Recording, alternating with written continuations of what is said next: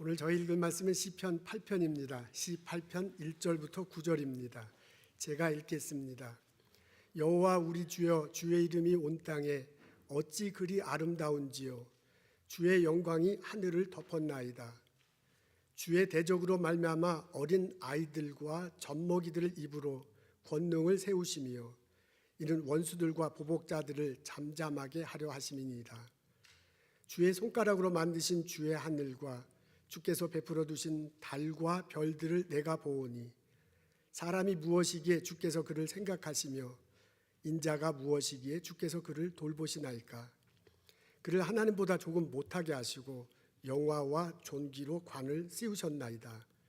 주의 손으로 만드신 것을 다스리게 하시고 만물을 그의 발 아래 두셨으니 곧 모든 소와 양과 들짐승이며 공중의 새와 바다의 물고기와 바닷길에 다니는 것이니이다. 여호와 우리 주여, 주의 이름이 온 땅에 어찌 그리 아름다운지요.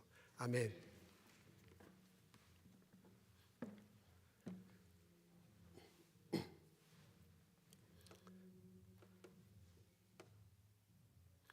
오늘 저희들은 시편 8편에 있는 말씀 읽습니다. 다윗이 쓴 시예요. 마치 다윗이 궁전에 나와서 넓은 들판에 온 듯합니다. 하늘을 올려봅니다. 높은 하늘에 달과 해와 달과 별이 있습니다. 땅은 초원으로 이렇게 쭉 펼쳐진 듯한 인상이 드는군요. 그곳에 나무들이 아름들이 있습니다. 그 나무 위에 새들이 앉거나 제제비며 날아다니고 있습니다. 나무 밑에는 동물들이 있어서 기어다니거나 뛰고 있어요. 저기 보니까 강물이 흘러요. 강물이 흘러 바다로 들어갑니다. 그 강물 속에는 물고기들이 막 뛰어노는 듯한 인상입니다. 다윗이 그것을 보고 감탄해요. 와, 놀랍구나. 얼마나 아름다운가 라고 노래하고 있습니다. 다윗은 이런 숲을, 이런 자연 만물을 보면서 하나님의 손길을 봅니다. 하나님께서 이 모든 것들을 창조하셨어요. 하나님께서 이곳 속에서 운행하고 계십니다. 이 하나님이 얼마나 위대한가라고 노래하고 있습니다.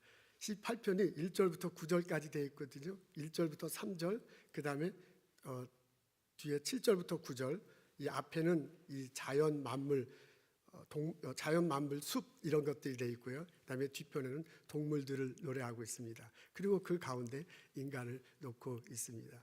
그러면서요, 이것이 얼마나 아름다운가를 노래합니다. 이렇게 말하고 난 다음에 하나님께서 우리 인간들에게 이 자연동물을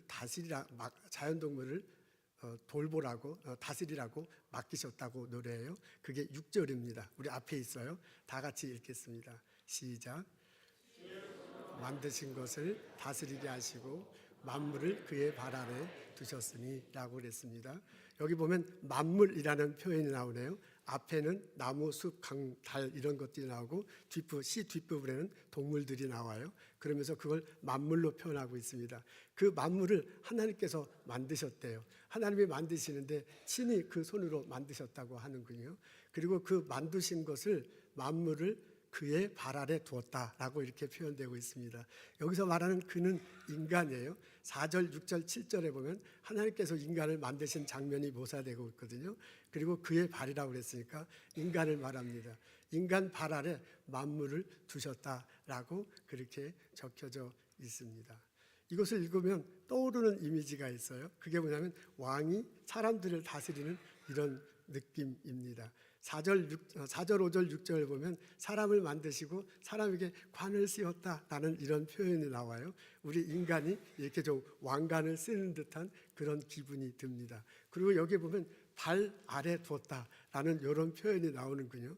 그래서 우리가 이것을 읽으면 떠오르는 이미지가 있어. 그게 뭐냐면 왕이 딱 앉아가지고 왕관 쓰고 앉아있고, 그리고 앞에는 만물이라고 되는데 신하나 백성들이 다 밑에 있는 듯한 그런 이미지가 듭니다. 우리나라 사람들로 이렇게 사극 같은 거 보면 그때 뭐 왕은 이렇게 폼 잡고 있고 신하는 이렇게 엎드려 있잖아요. 그리고 뭐 전하 전하 뭐라 그러든가 하여간 뭐 하옵소서. 그리고 난 제일 웃긴 게 뭐냐면 전하 죽여주시옵소서.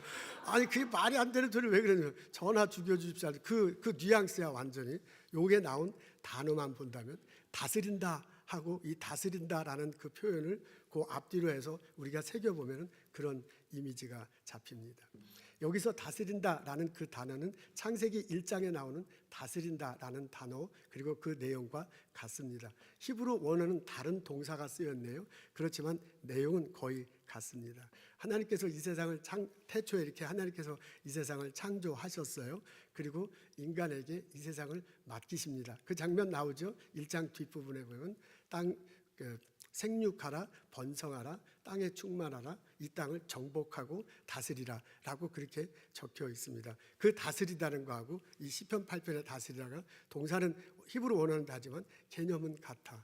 그러니까 하나님께서 이 세상을 만드시고 우리 인간들에게 다스리라고 그렇게 맡기셨습니다. 근데 그 창세기 1장에 지금 우리가 말한 그 뒷부분에 그것만 읽어보면 그 짧은 문장 명령형으로 되어 있어요.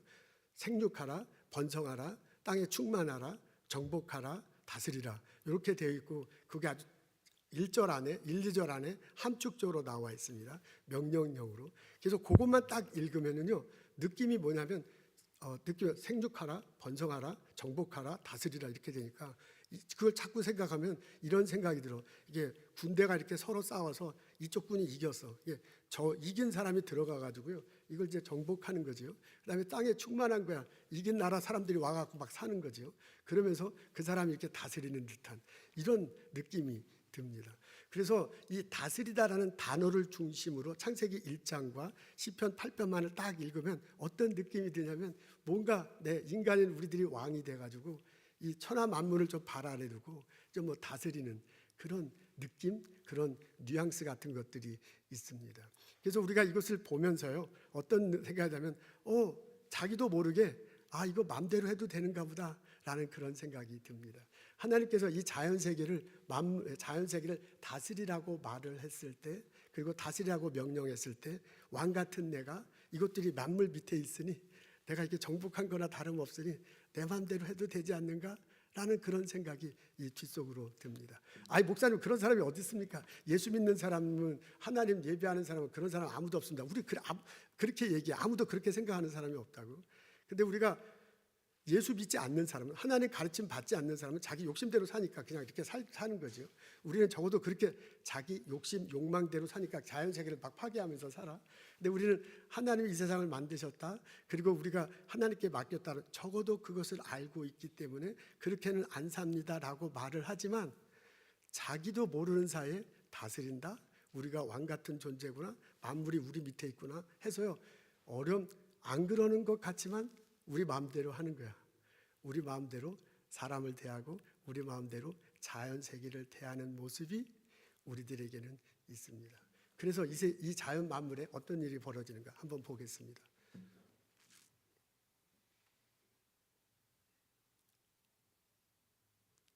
짧은 거.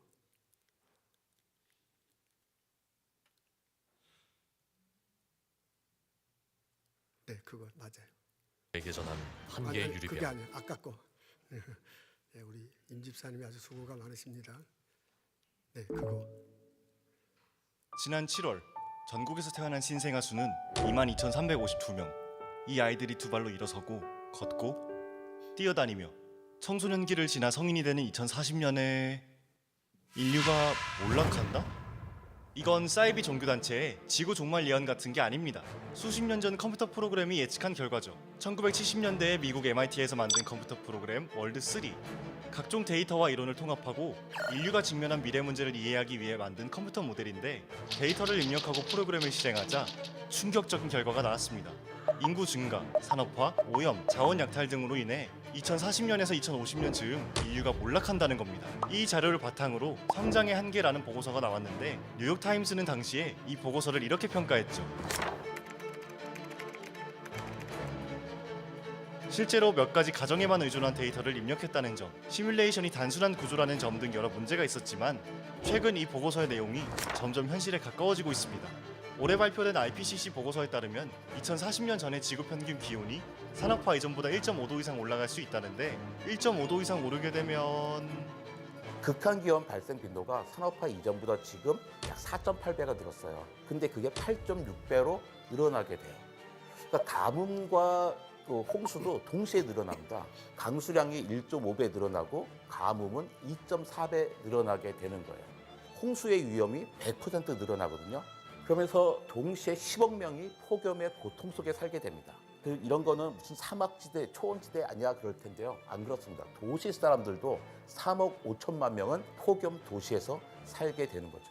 2040년이 지나면 영화에서나 볼 법한 기후 재난 속에 인류의 몰락이 시작될지 모르는 거죠. 경험해보지 못한 사건을 경험하고 있는 겁니다. 개구리 우화 있잖아요. 개구리가 다 찬물에 있는데 서서히 데우면 개구리는 자기 데워지는지 모르고 있다가 슬그머니 다 익어버린다.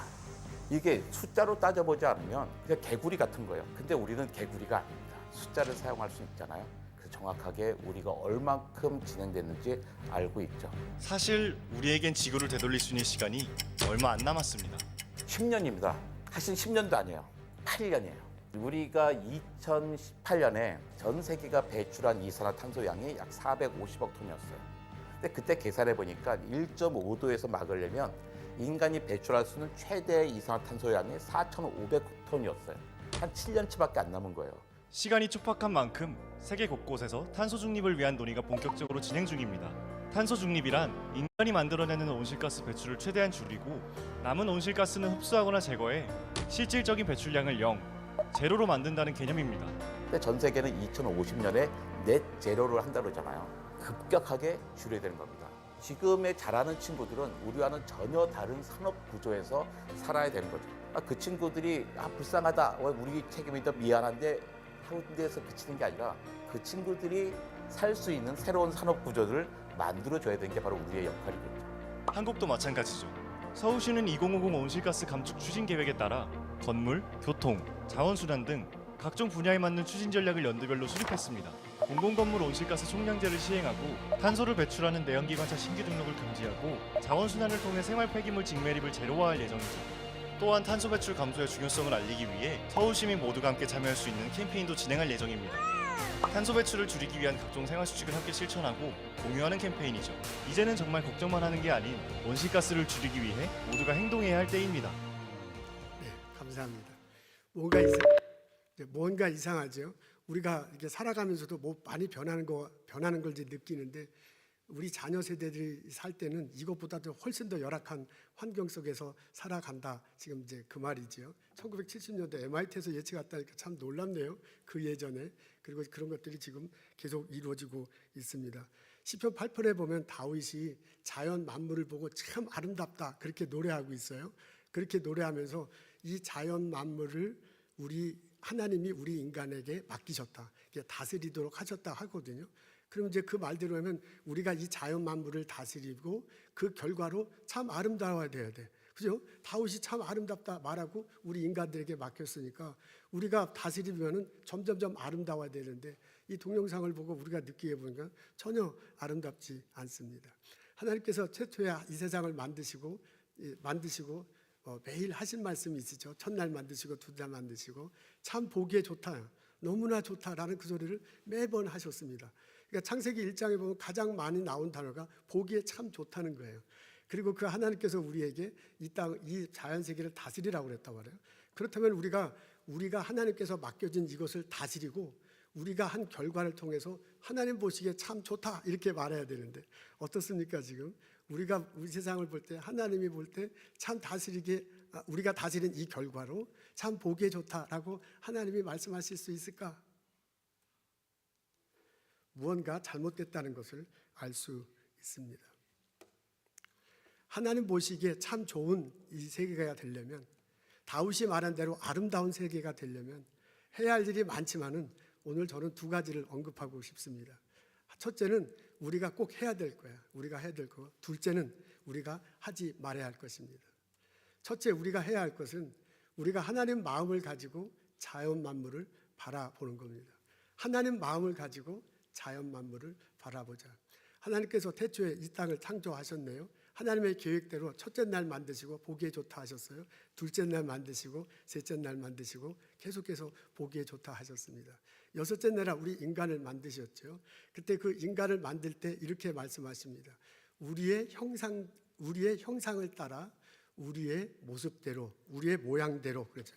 우리의 형상을 따라 우리의 모양대로 만들자라고 그렇게 하나님께서 말씀하세요.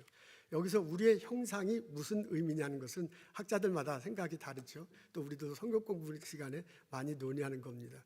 여러 가지로 해석될 수 있지만 그 중에 하나가 하나님의 성품이야.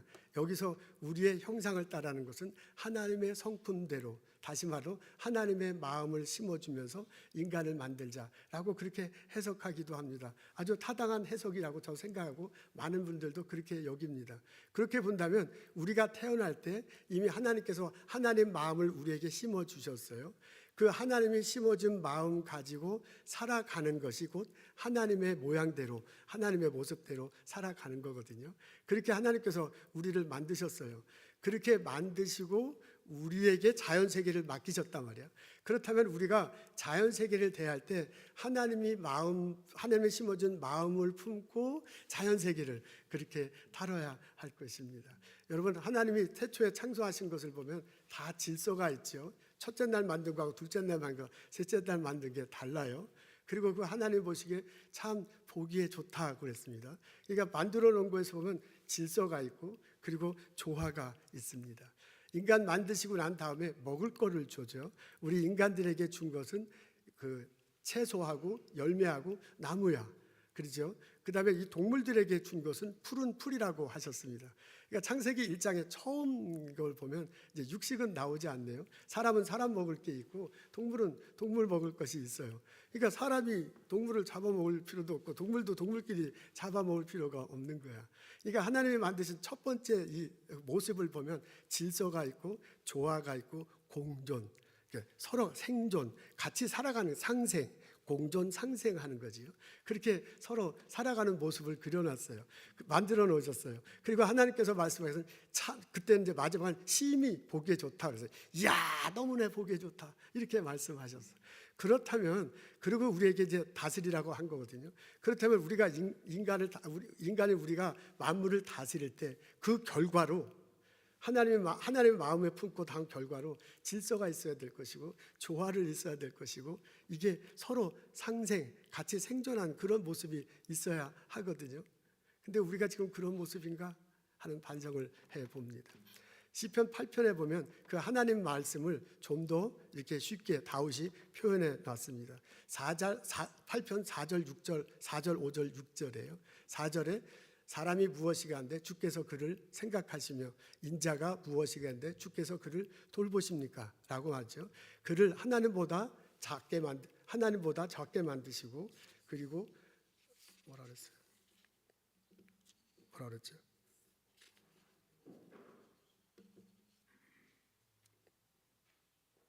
이거 외웠는데 다 하니까 안 되는군요. 작게 만드시고 뭐라 그랬죠? 그렇죠. 영화와 존귀로 관을 씌우셨나 그랬습니다. 영화와 존귀로 이거 외워서 하기 되게 힘들어요. 영화와 존귀로 관을 씌우셨다는 그게 4절, 5절, 6절에 4절에 인간이 무엇인가 라고 스스로 물어보고 하나님 앞에서 본인이 하나님이 주신 말씀대로 하신 거예요. 그래서 5절, 6절에 보면 동사가 3개 나와 생각한다, 돌본다, 관을 씌운다는 거예요. 이게 사람이 무엇이가 한데 하나님께서 저를 생각하십니까? 그렇죠. 그 다음에 인자가 무엇입니까? 하나님께서 저를 돌보십니까? 그러죠. 그를 하나님보다 낮게 만드시고 영화와 존귀로 관을 씌우셨는다. 그렇게 얘기했습니다. 이거 생각한다, 돌본다, 관을 씌운다. 이렇게 놓고 보면 우리 어린아이들 키우는 거하고 아주 비슷해요. 우리 아들, 우리 딸 태어났을 때 처음 이렇게 태어났을 때 생각해 봐요. 그 애기 얼마나 이뻐요. 손자, 손녀 얼마나 이뻐요. 그냥 애만 자꾸 보고 싶은 거잖아요. 그래서 회사에 일을 가도 자꾸 막 태어난 아들, 우리 딸이 막 생각나는 거야. 우리 할머니, 할아버지 되면 손자, 손녀가 그렇게 보고 싶다면서요. 손자, 손녀가 막 눈앞에 왔다 갔다 한다면서요. 그러니까 생각나는 거야. 그러니까 사람이 무엇이가 한데 주께서 그를 생각하십니까? 그렇게 생각해요. 그렇게 생각하고 난 다음에 아이를 그냥 내보면 안 되지요. 그 아이를 돌봐야 돼. 아이에게 먹을 거 주고요, 옷 입혀주고요, 기저귀 갈아주고 그렇게 돌봐야 돼. 인자가 무엇이겠는데 주께서 그를 돌보시나이까? 그 말이잖아요. 그리고 하나님보다 작게 하시고 영화와 존귀와 관을 씌웠다 그렇게 합니다. 우리 아들 이제 초등학교 다닐 때 생일이 됐습니다. 생일이 되면 그냥 넘어가면 안 되죠. 축하해줘야 돼. 그때 이제 친구들 다 불러 모으죠. 친구들 봐놓고 케이크 해놓고 촛불 켜고 그때 빠지면 안 돼. 이 왕관을 이렇게 써야 된대. 종이로 만든 왕관. 그거 뭐 얼마 안 되지도 않는데 그 왕관 쓰면 우리 아들이 얼마나 좋아했는지 몰라요. 그 왕관 딱 쓰고 아이들 친구들 다 했으면 해피 버스데이 부르잖아요. 그리고 이게 케이크 잘라. 그때 그 아들의 그 표정은 지금도 생각나. 이제 자기가 진짜 무슨 왕관 쓴 왕이 된 것처럼 아주 신나지요. 그리고 이제 케이크 먹고 난 다음에 놀 때 보면 그 눈빛, 그 표정, 이게 말투 이런 게 오늘은 내 세상이다 하고 그 막 뛰어다닐 때 그 에너지 그가 이렇게 막 발산되잖아요.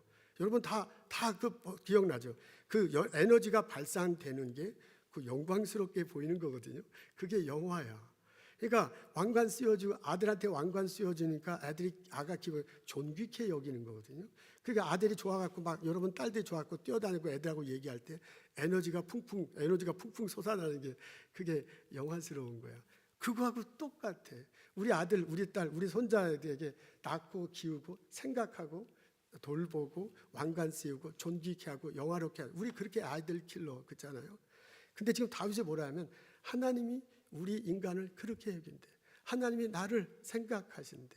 하나님이 나를 돌보신대. 하나님이 나에게 왕관을 씌워주시고요. 하나님이 나를 왕관 씌워주셔서 존귀케 하신다는 거잖아요. 그리고 그 하나님이 나를 영화롭게 한다라고 그렇게 말하고 있습니다.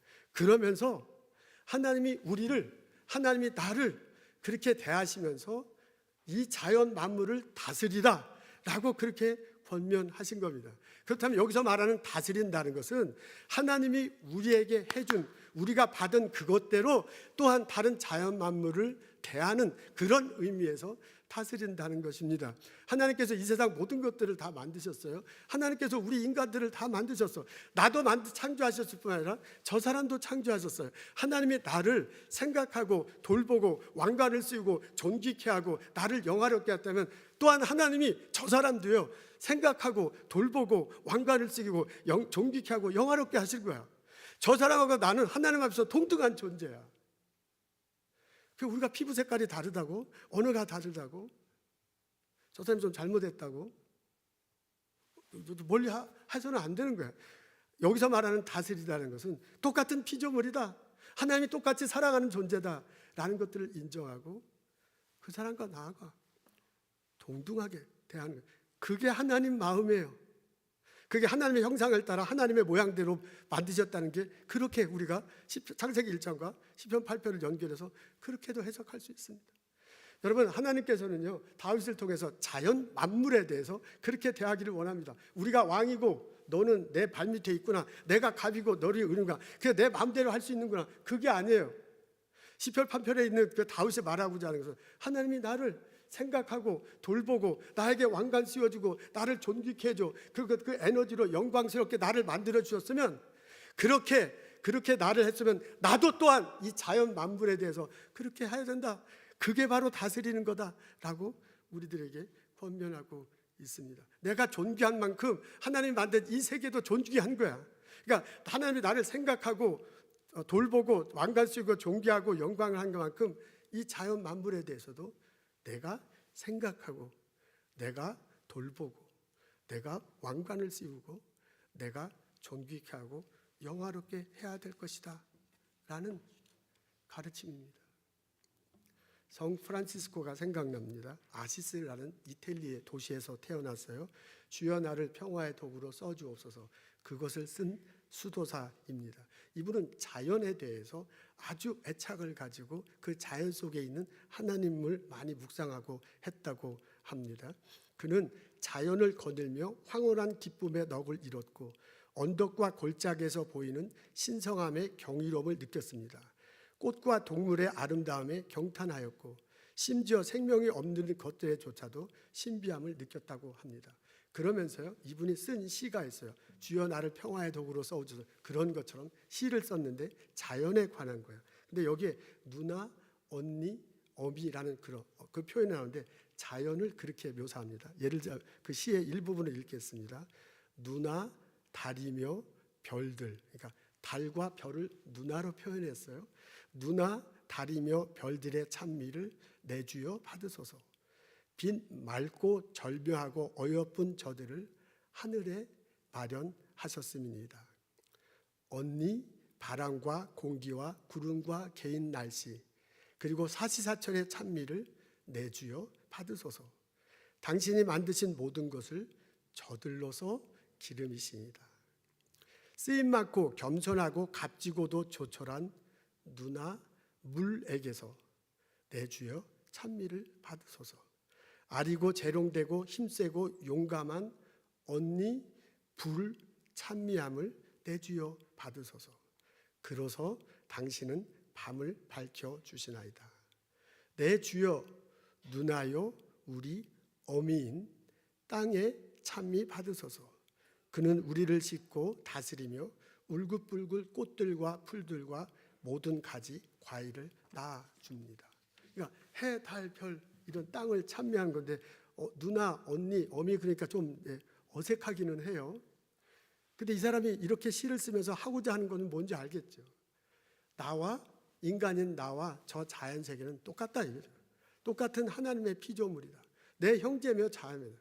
그러니까 내가 내 형제 자매듯이 자매를 대하듯이 자연 세계를 대해야 된다라는 그런 가르침입니다. 다윗의 표현을 하자면 하나님이 나를 생각하고 돌보시고 왕관쓰고 존귀하고 영화하는 것처럼 다른 사람도 그렇게 대해야 될 것이고 그리고 이 자연 세계도 또한 그렇게 되어야 할 것이라는 말입니다. 우리가 꼭 해야 할 두 가지가 있습니다. 첫 번째, 하나님 마음을 품고 자연 세계를 대하는 겁니다. 두 번째, 우리가 하지 말아야 할 것이 있습니다. 그건 뭐냐면 내 마음대로 자연을 파괴하는 겁니다. 특히 쓰레기 버리는 거죠. 우리가 자연 세계를 파괴하는 것들이 많이 있는데 그 많은 것들을 다 언급할 수는 없고 그 중에 한 가지를 꼭 언급하자면 쓰레기를 함부로 버리는 겁니다. 내일이 지구의 날이라고 합니다. 지구 환경을 보존하자고 하면서 우리 사람들이 날을 정하고 그리고 우리를 뒤돌아보는 그런 날입니다. 근데 그 지구의 날의 본부에서 매년 주제를 정한다고 해요. 근데 올해의 주제는 이겁니다. Planet vs. Plastic. 올해는 플라스틱이 주제래요. 그래서 플라스틱 함부로 버리지 말자라고 그렇게 이제 포커스를 이제 그 플라스틱 버리지 말자 거기에 포커스를 두면서 한다고 합니다. 우리 다 아는 것처럼 플라스틱을 우리가 많이 쓰고 버려서 그것이 바다에 둥둥 떠다닌다면서요. 지금 앞에 사진이 있는데 태평양의 모습입니다. 가운데쯤에 이제 하와이가 있는데 그 뻘건 게 모인 게 그게 바로 쓰레기 더미라는데 특별히 쓰레기 그 플라스틱 폐기물이 저렇게 많다고 하네요. 그 태평양이 이렇게 빙빙 돈다면서요. 뭐 과학자들이 그러니까 그런 줄 알아야죠. 이게 빙빙빙 돈대요. 그래서 이렇게 바닷물이 이렇게 빙빙빙 돌니까 태평양 사이에 있는 미국, 한국 쓰레기도 있다니까 일본 이렇게 바다에 있는 그 플라스틱이 바다가 빙빙빙 도니까 점점점 모여서 하와이에 저렇게 둥둥 떠다닌다는 거죠. 한반도의 7배래. 이거 엄청난 양이에요. 생각만 해도 이게 징그러운데 비행기 타고 보면 얼마나 놀랄까 하는 그런 생각이 듭니다.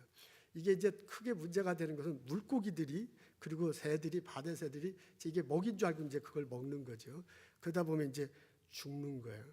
근데 이게 우리 인간들에게도 영향을 미치죠. 이게 플라스틱이 나중에 막 분해가 되다가 더 이상 분해가 안 되는 그런 때까지 한다면서 여러분 나보다 훨씬 더 잘 알잖아요. 온통 과학자들이시니까. 근데 그걸 이제 물고기가 먹고 그 물고기를 우리가 먹으면 우리도 모르게 이제 우리 뱃속에 들어와서 인체에 해를 미친다는 우리 사람의 호르몬에 영향을 준다는 거지요. 그러니까 우리가 플라스틱 잘못 버려가지고 물고기들만 손해를 입는 게 아니라 결국 우리들도 손해를 입게 된다 그 말입니다. 그러니까 쉬워요. 그러니까 지금 메시지는 분명해요. 이러면 안 된다 이거죠. 쓰레기 버리면 안 된다. 이러다가는 이제 더 큰 일이 난다라는 그런 얘기입니다. 그래서 쓰레기 버리지 말자라는 말입니다. 우리 동영상 한 번 더 보도록 하겠습니다.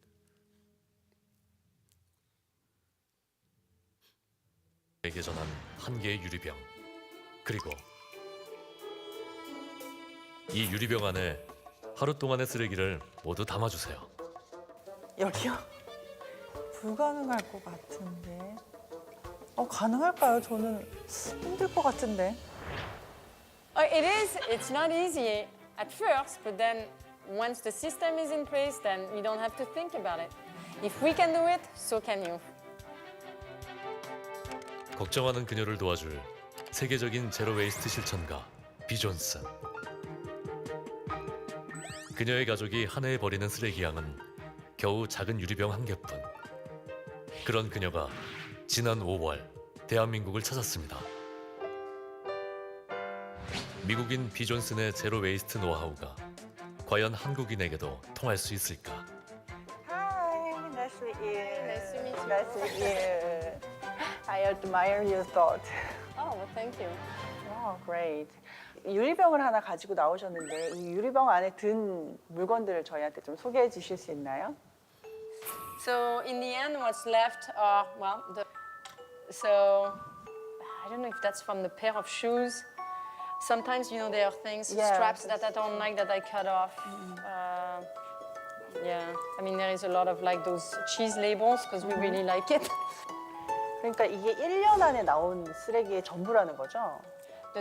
This is trash from October 2017 to October 2018. 와, But really, if you apply the 5 rules in order, you know, it does it automatically. It does it all by itself. 와. 2006년부터 지금까지 무려 14년 동안 제로 웨이스트를 실천한 비 존슨. 그녀가 전 세계를 누비며 전파하는 5가지 법칙은 무엇일까? In order to achieve 1 jar of trash per year, all we do is follow 5 rules in order.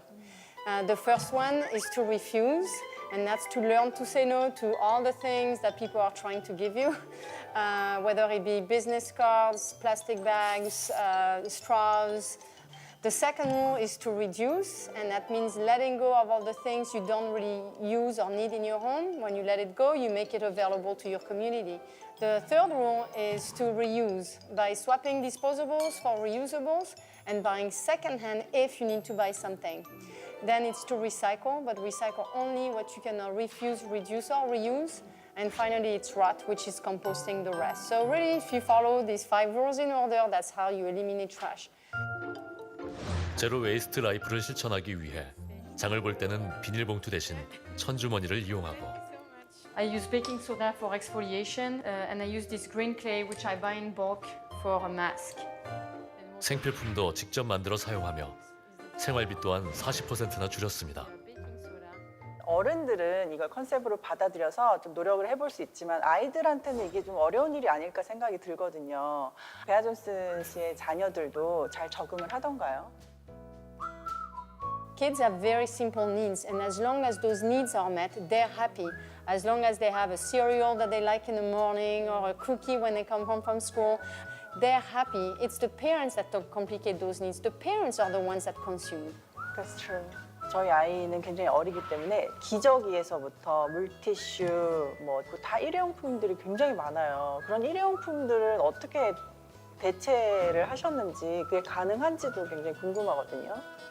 Well, you know, it's funny. I've met some zero wasters, moms, that have told me, well, zero waste has been the easiest for my baby. Really? Because, you know, that baby, I am breastfeeding, so there is no food waste or anything. I'm not using disposable diapers, only reusable ones. And all the things that my baby has, whether it be clothing or toys, they're secondhand. So it's the zero waste alternatives are really here, you know, on the market. Whether you're an adult or you're a kid, the solutions are really there. Okay, if you try to find it. All right. Yeah, it was a pleasure to meet you. Yeah, nice meeting you too. Such a pleasure.